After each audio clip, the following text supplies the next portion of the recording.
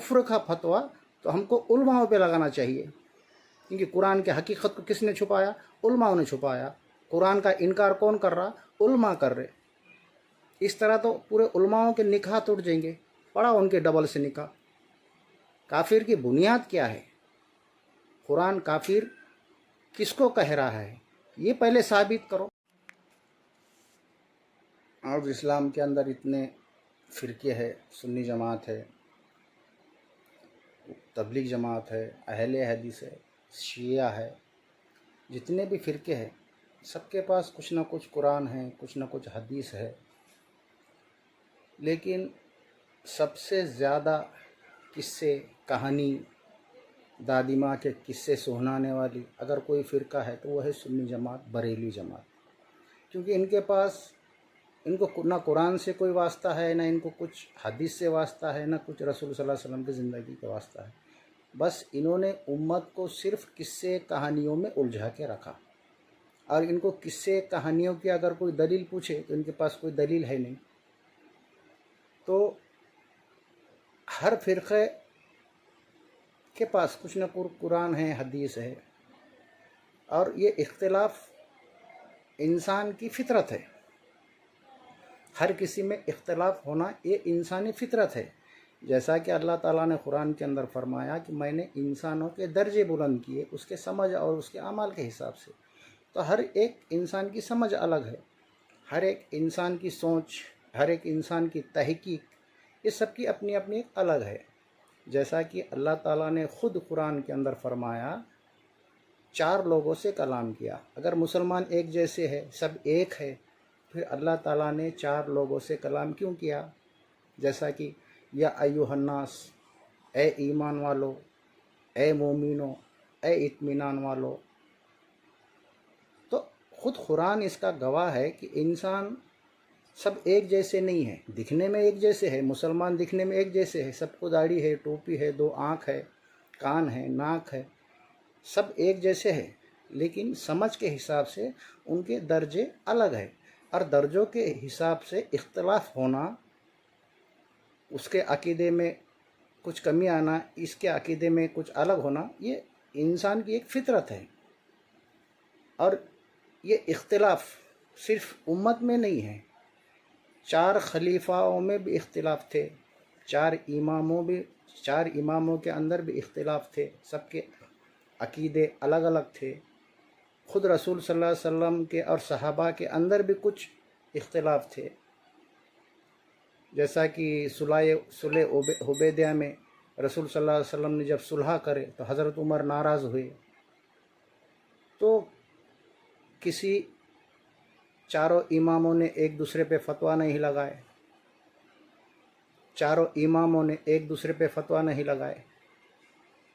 तो इंसान के दर्जों के हिसाब से उसकी तहकीक, उसकी समझ और उसका अक़ीदा है।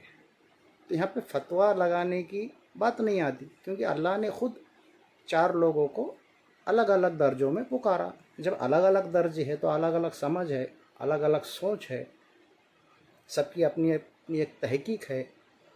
कोई कमतर की पैरवी करता है तो कोई बेहतर की पैरवी कर रहा है, कोई आम लोगों में है तो कोई ईमान वालों में है, कोई मोमिनों में है तो कोई नफ्स मुतमइन्ना में है। और ये बात कुरान के अंदर भी है और गीता के अंदर भी है। कृष्ण ने कहा कि मैंने इंसानों को 4 वर्णों में बांट दिया, उनके गुण और कर्मों के हिसाब से। वो भी वही बात बोल रहा है कि मैंने इंसानों को 4 वर्णों में बांट दिया समझ के हिसाब से। कुरान भी यही बात कर रहा। तो इख्तिलाफ होना, अक़ीदे का अलग होना, ये इंसानी फ़ितरत है। इस पर फतवेबाजी करना, किसी को काफिर कहना, किसी को मुनाफिक कहना, किसी का निकाह तोड़ना, ये जाहिली के सिवा दूसरा कुछ नहीं है। अगर निकाह टूटने का मसला अगर ईमान है तो फिर जैसा कि ईमान से बाहर होगा, काफिर बन गया। तो कुरान भी कह रहा है कि भाई ईमान वालों औरतों के लिए ईमान वाले मर्द। ठीक है, अगर किसी का ईमान से बाहर होकर उसने कुफ्र किया, अगर इस्लाम के तरीक़े से उसका निकाह टूटता है तो पहले हमको साबित करना पड़ेगा कि काफिर कौन है। قرآن سے ہم کو ثابت کرنا پڑے گا کہ کفر کی بنیاد کیا ہے، اصل میں کافر ہے کون، پھر فتوی بازی کرے۔ خالی زبانی فتوی بازی کرنا یہ اسلام کا شرعی قانون نہیں ہے۔ اصل کافر کی بنیاد ہے قرآن کو جانتے بوجھتے ہوئے انکار کرنا، قرآن کے حقیقت کو جانتے بوجھتے ہوئے اس کو چھپانا، یہ کافر کی بنیاد ہے۔ اگر اس بنیاد پہ ہم کفر کا فتویٰ لگائیں گے تو ہمارے سب سے پہلے کافروں کے لائن میں ہمارے علماء آ جائیں گے،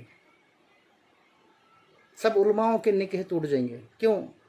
کیونکہ ان کے پاس قرآن ہے، یہ قرآن کے عالم ہیں، ان کو عربی زبان کی معلومات ہے، ان کے پاس قرآن کی حقیقت ہے، پھر بھی یہ لوگوں سے چھپاتے ہیں۔ تو اصل کافر کون ہوا؟ عام انسان تو کافر نہیں ہے، عام انسان جانتا نہیں تو چھپائیں گا کیا؟